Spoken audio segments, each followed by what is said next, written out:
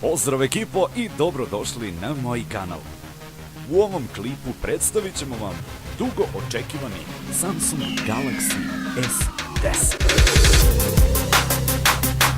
Samsung nam je ovoga puta predstavio novi Infinity display od 6,1 inča sa 5 kamera od kojih su 2 utisnute u samom ekranu. Sad ljudi su to uspeli tako što su ekran sekli pomoću lasera i sve tako divno, kao što oni kažu, uklopili u kompletan displej.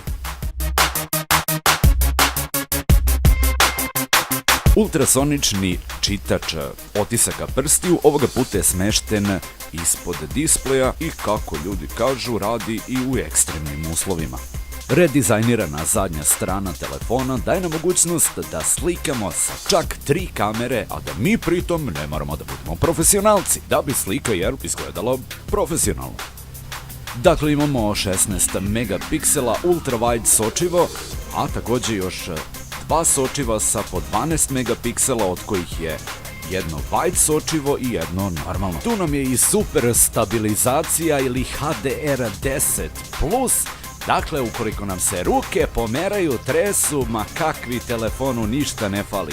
Dakle, ako prodamo bubreg i kupimo ovaj telefon, ima da slikamo breko ovi iz Hollywooda. I to sve u 8K rezoluciji. Eto, dakle, pričali smo o kameri više nego što je to potrebno, sada da kažemo nešto o procesoru. U pitanju je Samsung Exynos 9, model 9820. Inače, procesor 4. generacije, preko kog ćete moći da igrate i najzahtevnije igrice. Evo, vidiš, recimo ovako. Dakle, Galaxy S10 ima 64-bitni Qualcomm Snapdragon 855 sa čak 8 jezgra koji rade na 2840 MHz.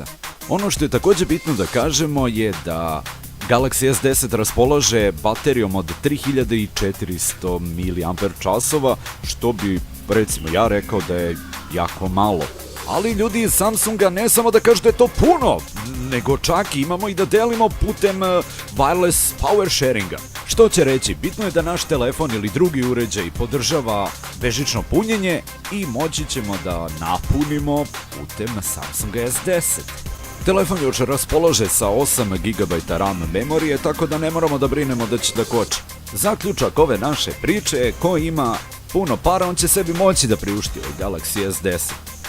A za nas koji nemamo, ili ćemo se obavezati na jedno 35 godina kredita, ili ćemo da pravimo klipove za YouTube i praviti se da nismo pročitali sve ovo sa interneta.